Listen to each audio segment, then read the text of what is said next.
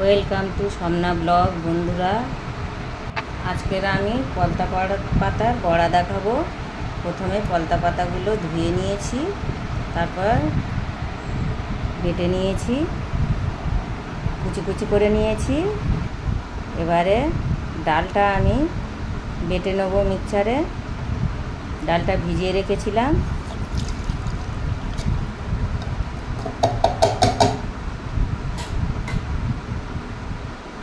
দুটো কাঁচা লঙ্কা দিয়েছি, বাটা হয়ে গেছে আমার।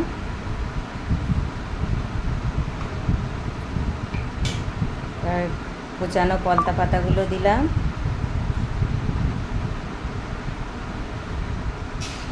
এখানে কালো জিরে, লঙ্কা গুঁড়ো, হলুদের গুঁড়ো, লবণ নিয়েছি।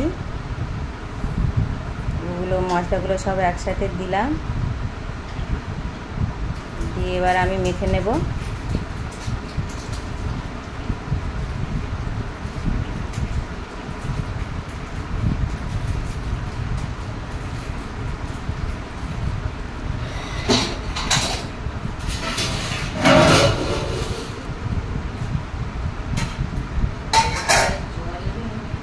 বন্ধুরা, মাখানো আমার হয়ে গেছে।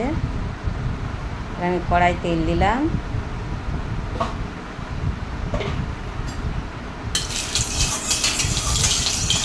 তেল গরম হয়ে গেছে। তেলের মধ্যে ছোট্ট ছোট্ট করে ছাড়বো। এইভাবে আমি কড়াটা ভেজে নেব।